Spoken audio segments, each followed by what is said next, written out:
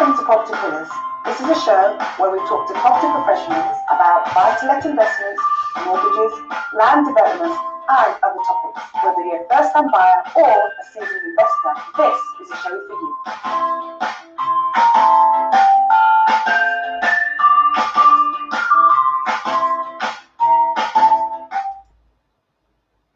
Hello, happy Sunday, everybody. Today, September the 2nd, which also happens to be my birthday. Thank you so much for those who have sent messages wishing me a wonderful happy birthday.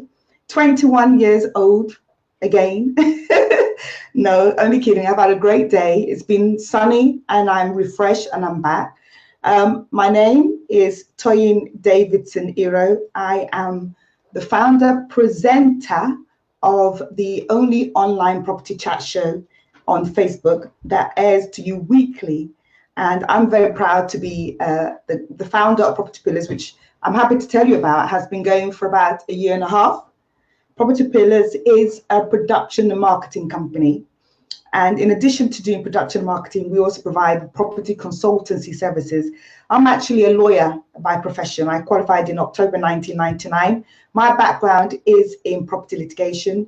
I work with over 2,000 property investors, landlords, and housing associations over the last years. And I've built my consultancy around property legal advice. I do a lot of other things other than conveyancing. One of the things that we do are tenancy evictions, service charge ground rent disputes, creation of option deals for developers, and also helping people who are trying to get onto the property ladder for the first time as a consultant for them, and investors who are looking to invest their money here and from overseas. So Property Pillars, as I said, is a property consultancy company. You can send us an email or check our website out, which is www.propertypillars.co.uk. You can also send us an email if you've got any specific requests, whether it's sourcing, finding the right developer, finding a project to invest your money in, or you just want to have a chat about an idea that you want to move forward and you want one of the experts to mentor you. Send us an email and we will match you to the right expert for coaching and mentoring. And the email address is propertypillars@gmail.com. Before we go into the topic of the show, which is really exciting to me, I just wanted to tell you some of the things that I've been getting up to over the last 4 weeks, because as you know, we haven't aired our Property Pillars Facebook Live show. Now, 4 weeks ago, I think, sort of end of July, which was when we did the last Facebook show, I said to you, I'm off on holiday, I'm on a cruise. I did go away. I had a fabulous time in the Caribbean. I visited 3 islands of the Caribbean, St. Thomas's, St. Kitts and the Bahamas, on the Royal Caribbean cruise ship with 24 of my family members and friends. And you know what, I'm not here to promote, but it was fabulous. I would definitely encourage you to do it. If you've ever done it, do it again. I loved every moment. It was a great experience. And, you know, my kids enjoyed it. My family enjoyed it. Would love to also arrange for you, Property Pillars viewers, to go on a cruise ship with me, and which I'm going to come back to that at the end of the show, because we have found an opportunity for you to get property education as well as have a cruise holiday with me from next year around the Barcelona, Italy, Spain and France. So I will give you the details of the Property Pillars Property Investors Cruise journey, which we have launched in association with MS Cruises, which we are going to do for the first time next year, May. Watch out for details as to the Property Pillars Property Cruise. In the meantime, over the last 4 weeks, I have been busy, once I came out from holiday, organizing the first Property Pillars event. Now, the Property Pillars event was advertised literally 8 weeks before we actually carried the event out. And it was called Dine with the Experts. I don't know if anybody remembers, I was talking about it quite a lot. Dine with the Expert event, where we had 5 property experts who would come to central London and have dinner with you in exchange for training, mentoring, coaching on all your issues, property issues. And we basically put a teaser out to test to see how it would work. It was the first of its kind for us. It was a table networking training opportunity. And on Eventbrite, we managed to get a number of you who bought tickets and who attended. And I'm really proud to say that the event was a massive success. I've got pictures showing of the event now, where we had table by table, there was one expert on each table giving bespoke training. For example, Rena was one of the experts, Rena Malra. She spoke about options on her table. And so she get 30 minutes on the table. The people around the table get to ask her questions, some of which we have created and preempted Rena on, and they were able to write down notes. After 30 minutes, Rena would move to the next table and offer training there. And the table she left, another expert would jump around. So we were sort of, it's a bit like speed dating kind of thing, but going around. And it was absolutely amazing. I mean, go on our Facebook page, you will see the testimonials and the videos of those people who attended and how beneficial they thought it was. I'm apt about giving people value for money, and the tickets were only £150. And I can honestly tell you that any shadow of doubt, everybody there said they got more than £150 worth of training, not to mention the fabulous 3-course meal, unlimited wine and drinks, and they got to network. People did not want to go home. When we said it's time to go home, people did not want to go home. It was that good. So, which teaches me that this was an event we can repeat. People who came, who want to come again, and for those who have never been, this is an opportunity for you to come on board and be an interested part of the Property Pillars Network, so that when we do the next event, you could be part of that Dine with the Expert event with 5 new property experts. So the other thing I've been doing before we go into the show is we started a Property Pillars Investment Club. I haven't been recording the show, but I've been busy doing other things. Based on by popular demand, we started Property Pillars Investment Club. And the benefit of the club is that we get to meet once a month face to face. And we talk about the different property opportunities that exist. And we bring an expert to teach us and tell us about them. We've had 2 meetings at the Pullman Hotel in London so far. And we plan to do the next one on the 28th of September at 6:30. So if you're interested in becoming a member, it is totally free to be a member of the club. You get the benefit of having 29 to 30 people also like-minded professionals in the club as well. You also get the benefit of being presented with a property investment opportunity. You get to speak one-to-one with the investor and have an opportunity to discuss the idea with like-minded people who also want to do the same sort of thing. So the Property Pillars Investment Club is going to be running on the 23rd of September at the Pullman Hotel in Euston. If you'd like to come, you need to be a member of the Property Pillars Club. And in order to be a member, you just need to send me an email and say, Toyin, I want to be a member. This is my email address, and this is my contact number, and this is my name. Send that email to us, and we will make you a free member, and you're free to come along. The email address, again, is propertypillars@gmail.com. And another thing, finally, before I go into the topic of the show, is we have also created a very, very dynamically working WhatsApp Property Pillars group. The Property Pillars WhatsApp group started mainly because I was being asked about opportunities and people wanted to communicate in one forum and one platform.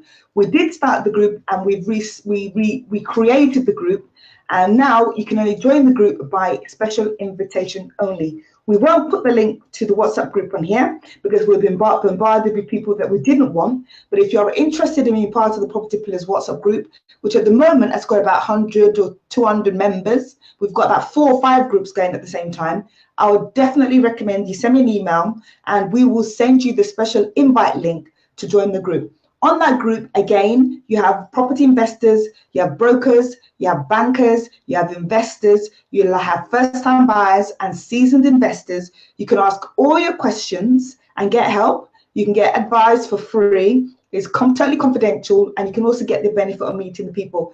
These are the benefits of being a member of the Property Pillars Club. We are launching a new website, which we have not launched. We're filling up with content, and hopefully from that website, the benefits of membership will be made available to you, and you'll get more details as to how you can join free later. So now, today's topic is real estate profits in cemeteries. You see, I was really concerned about doing the death topic because my culture and my background teaches me not to talk about death, and especially when it comes to property investment. Death and property investment don't go together. So I've had to come to terms with that. It's generally a myth that people don't like to discuss it. And I realized that that is a very terrible mistake because we're all going to die. It's a mortality. Everybody's going to face it. However, it wasn't something that dawned on me that there was a real opportunity from an investment perspective. If you as a savvy investor was prepared to sort of overcome the concerns you had about the idea of doing business with cemeteries, the grim thought of that, you're able to see the real business angle. In fact, some of the viewers sent me jokes and said to me like, Toyin, kill them with it, or like it or dead it or something like that. People were sending me funny comments about the concept, the discussion of today. It's just, I'm just going to put a slant on it. It's fun, it's enjoyable to see business and also to see the opportunities that exist in this particular very niche industry. So what I'm going to do on today's show, I'm going to give you a brief history of the business of cemeteries and cremations. I'm going to give you some facts. I've got about 10 facts that I've put together. And then I'm also going to give you investment angles. And at the end of it, I'm going to present you with an opportunity to invest. So I have to state that I am not advisor. You must seek your own independent legal advice. This information I share with you is information that I have gathered from my own research on the topic and the research that I've done from speaking to people in the industry. So I am putting together information that I've collated from a variety of reliable sources that is also readily available for you online. So do take your own independent legal advice about this opportunity, but also most importantly, enjoy the information that is presented to you. So let's talk about the history. If I look down on my notes, it's because I'm checking that I'm not giving you inaccurate information as we speak. So the topic of today is real estate profits in cemeteries. Real estate profits in cemetery. Now, the history is governed. I'm a lawyer, so I'm always going to start with legislation because that's how I rationale things. So I like to look at legislation, I like to look at figures, I like to look at facts. And the Burial Law and Policy 2004 reported to the government that there was only 9,747 burial grounds and crematories available. Okay, now there's 600,000 funerals every single year, approximately. And with 600,000 funerals every year and only 9,747 available at any 1 year approximately, you can tell from those figures that there will be an acute shortage of burial grounds, a massive shortage of burial grounds. Why there is a shortage? Well, I'll talk to you a little bit more about that later. But the government has identified that there is a massive shortage. I was speaking to a friend of mine who's actually a member of the Property Pillars Investment Club on this topic because we dealt with it last week. And she said she can concur that unfortunately she lost her younger brother a few years ago and she had to arrange his burial. And she lives in somewhere in Brent Cross.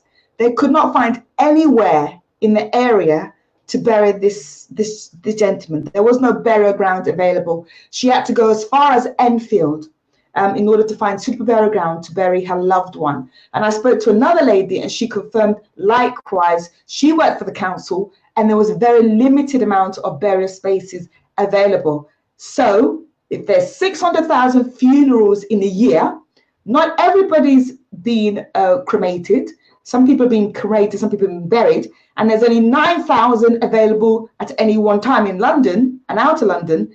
You can tell there is an acute shortage of burial spaces available. Now, the government launched some research into this, and I was told that the University of York carried out some research into this, and they said in 2013 that they identified, and I quote, the capacity remained a major problem. Based on the University of York's research, they said that there was a shortage, and no matter what the government was doing, they needed to introduce policy and sustainable policy that would enable more burial grounds to be made available. And I know that there was a barrage of legislation that they introduced in order to make more burial grounds available. Okay, now who are the people who are actually burying?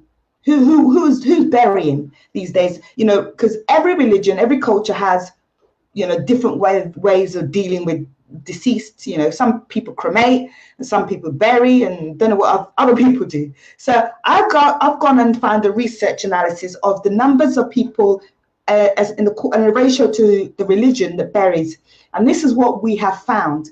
Amongst Christians, approximately 27% bury. Okay, and amongst the Buddhists, we found that 91% bury. And amongst the Muslims, they found that 99% of people bury. Amongst the Jews, the Jewish religion, 96% of them bury. Amongst other faiths, 68%. And then there's no faith at all, which is 50%. So you can tell from those figures, which the figures that the University of York gave to the government as part of their research statistics on the matter, that based on their findings, there is an acute demand for burial grounds. Now, you may say, Toyin, people are living longer. That is true. But we've got a growing population, an aging population. And as much as we've got people living longer, we've also got a lot of people dying. And we have to accept that it's dying. So we have to take the fact that a lot of people are living longer, but there's still a huge numbers of people dying. 600,000 funerals approximately a year. And how big is the industry, you may ask me? Well, I can tell you, the UK Funerals Online Research Studies in 2016 did a research, and they said the funeral industry was worth £1 billion annually in the UK alone. That is a lot. £1 billion annually. And the average cost of a funeral approximately is £3,702 in the London area. And I was going to give you a breakdown of the various areas. Depends which part of the UK you are. Here it is. Death is a very costly business. That spreadsheet up there says, if you can see the spreadsheet, death is a very costly business. It says the average cost of the funeral in London is 4,400. The Midlands is 3,900, and it goes right down to the Northern Ireland area, which is 3,008. So death is a costly business. I know of somebody who we buried in my church, and I was close to his mum. They said they spent in the region of £15,000 to do with his burial. Okay, so death is a costly business. And I'm not here to talk about what you should do, funeral plans or anything. I'm just talking about the investment angles and the opportunities. It's sad. It's something we'll have to deal with. And I'm looking at it from the perspective of those who are looking at alternative business strategies, business models of investing in real estate. And cemetery is a new way. Well, it's not new. It's been around for a long time. But I'm bringing it to Property Pillars as a new way of thinking. And I wanted to present the facts to you so you can go away and think about it. So now let's start with the facts that I have done some research on, which I'd like. I'm also put a link to an article from Savills on there. That article is great. It was written in 2016 and by Savills, and they said in that article, which I've got in front of me, and it says here, cemeteries and crematoriums can be a valuable asset. Here is the article here. The link to the article is available for you to look at. And cemeteries and crematoriums are valuable assets. So let's start with the facts. The UK Funerals Online Research says the UK funeral market is currently worth around £1 billion annually. That's fact number one. Fact number two, 600,000 funerals a year approximately take place. Fact number two. Fact number three, there is a growing population and a high demand for burial places in the UK and a massive shortage. If there's 600 funerals and there's about approximately 9,000 spaces, a massive shortage of burial places. Okay. Fact number four, increased demand in cremations over the last 20, 30 years has happened because people are beginning to get cremated more. the figures are in 1960, approximately 35% of cremations took place amongst the deceased. In the 1980s, it was 65%. By the year 2014, cremations were up by 74%. Even just like burials, there isn't enough crematoriums, places to conduct cremations safely, securely, in an environment that's is nice. So there's a huge shortage of cremations. Cremation Society of UK have said to the government, we need you to build more cremation centres for us because there just isn't enough of them available for the number of people who want them done. And then fact number 5. Now, historically, when it comes to burial grounds, that was always owned by the local authority, the local government. However, over the last 20 years, the ownership has begun to become more privately owned. There's been diversification now. It's now a mixture of private sector and public sector cremation companies who are going into the free funeral care business. Okay. Fact number 6. I've said an acute shortage of burial places and high prices, high costs.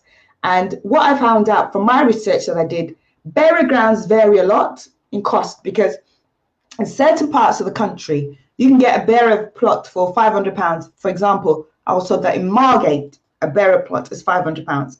But in other parts of the country, somewhere like Bromley, Kent, Chislehurst, you're looking at upwards £10,000 to £20,000 for a plot, which tells me that from a real estate perspective, area doesn't matter. Just like you can buy a flat in Grimsby for 40,000, but then you go to Chelsea for 4 million. It seems that the same principle applies in burial plots. The area, the location does matter.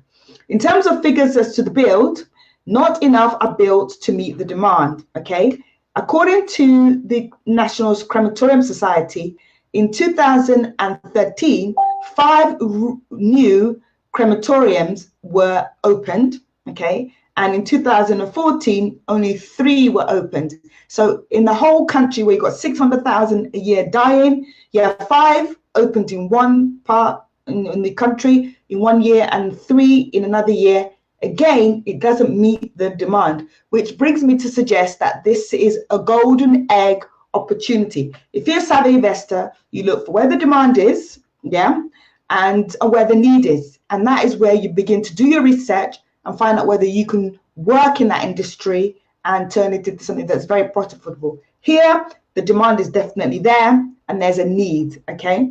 Now, good sites, my next point number 7, one of the challenges with them, sort of the burial business, if you're interested in going into development, is that you've got to get a good site of at least 10,000 acres or more. Sorry, 10 acres or more. And the reason why that is because apart from that, it takes lots of land, which it does, you've got to have adequate parking, more than adequate parking. You've got to have landscape gardens. You've got to have spacious entrance because the cast, the crew, and you've also got to have a chapel or an area where a religious ceremony, a wake of some sort needs to take place. And it needs to be relatively beautiful, relatively well maintained.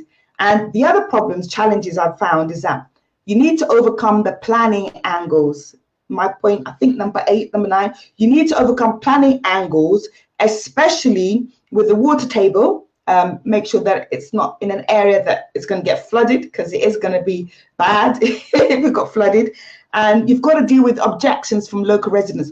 Because it's a burial site, and it takes up a lot of space, you will find that nobody would want to live next to a burial site. And you will find that getting planning permission with the objections that you get from local residents is very real, and it may take some time for planning permission to be granted. However, the government has relaxed the rules because they have decided, in order to make the policy that they've introduced work, they've decided to relax the rule on greenbelt developments and made it easier on greenbelt development on land to be converted into cemeteries. You need to take advice. Linda Wright comes to mind about planning angles. But my understanding from what I've read is that in an effort to relax the rules, greenbelt lands can now be sought for planning permission to build for cemeteries, where ordinarily you know that you can never build any form of housing, whether commercial or residential, on them. So that's that. So what are the investment angles to invest in a cemetery, and why would you do it?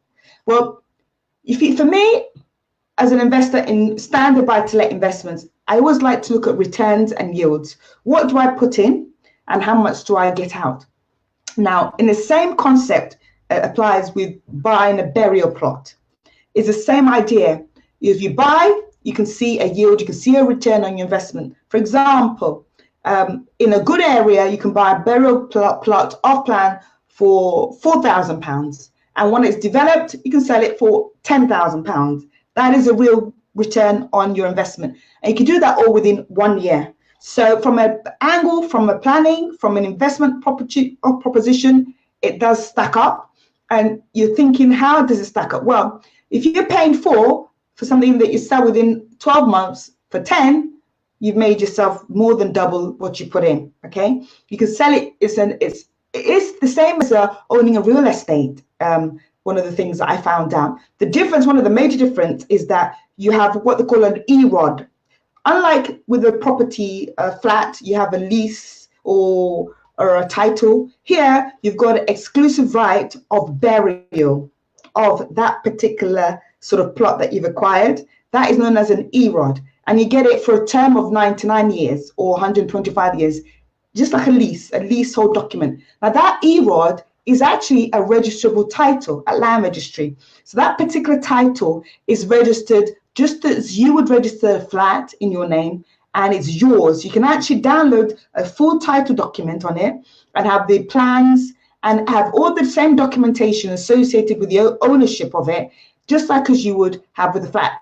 It's a real estate asset that you can succeed on to your children, you can sell on, and in certain circumstances, you can lease out for 99 years for an annual rent to somebody. So it has versatility in as much as you can have a buy-to-let investment, you can own a burial plot and lease it for 99 years or rent or sell it on at a profit, okay? Using the exclusive right of burial as your ownership. That now, market valuation as an investment angle, in the same way that you can have a lease and have it valued by a surveyor, you can also get a plot of land, a burial ground, valued by a RICS specialist surveyor. It is a very niche market, so you need to find out who the areas, the surveyors who deal with that are, but they do exist, and they can do you a valuable detailed report on the actual burial plot and what it's worth and what they project it to be worth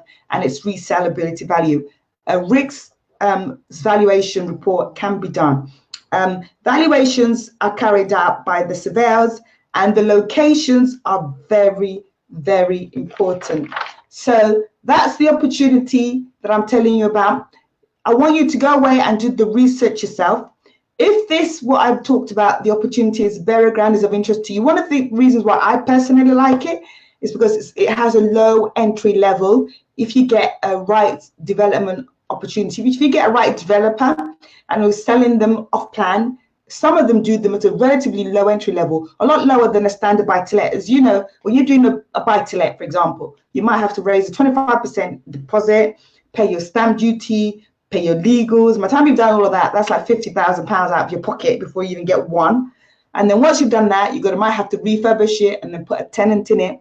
The beautiful thing about buying a burial plot, you don't have to do any of that. You can do away with those obligations because you don't need a tenant.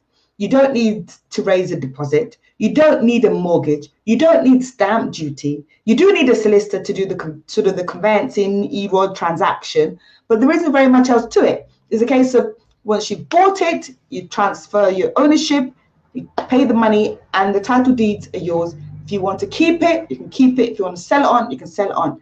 Now, if you're interested in this unique opportunity, I would like to introduce you to this opportunity. Please send me an email at propertypillars@gmail.com, and I'll give you further details of an opportunity that exists in investing in a not build burial site now, where you can purchase it now and sell it at a profit sometime later on. the details I can give you by email. But the purpose of this show is to give information to those people who are looking for alternative business development strategies or investment strategies, and B, the developers who are used to conventionally building residentials or building offices, for them to take another angle and just do their own research and look at the opportunities that exist in the development of cemeteries. So if you're a developer and you've never given it much thought, I want to use this as a thought provoker so that perhaps you can look into it, do your own research and make inquiries about the opportunities that exist in the UK to develop cemeteries. On the back of my show and the network of people that I did this conversation, and this morning I got a call from a developer who said, Toyin, I think you're right about what you've said. I've been thinking about it a lot and you've confirmed it. I'm interested in buying 100 acres of land with a view to converting it into a cemetery. And if you know anybody who has 100 acres of land, please email me, because I have a client who's looking to use that land for this very purpose. And if you've got land and you can't get planning permission on it to do anything, then you need to be in touch with me, because we may be able to match you with a joint venture partner who might be interested in developing that land into a cemetery with you owning the property, and you share the deal profit. So that's the end of my show today. I just wanted to mention before I go, I just want to say thank you to all the wonderful, wonderful support. Birthday messages, 2nd of September, my day. I've just been so blessed. Please continue to support what we're doing. I am about giving information. I am about developing you, but I'm also more interested in you taking action and getting results. I also want to draw your attention to our YouTube channel. We have a fantastic YouTube channel with over 87 interviews with experts on there. Do subscribe to that channel, have a read and have a learn from those interviews, because eventually we're going to take those interviews off YouTube and put them onto our new website. And we'll be encouraging you to visit the new website in order to have access to them, because we feel that we can put more very valuable app and opportunities, events on our website, which we can't currently have on the YouTube platform. But hey, I'm back, and we're back for another season. Next week, my special guest is Mark Anson, and he's going to be giving you some strategies for profitable property investment. And I'm going to be back the following week with another expert, another expert, and another expert. So join me again next week at the earlier time at 8 p.m. for another Property Pillars episode. In the meanwhile, thank you so much for joining me, and have a lovely week. Until then, bye.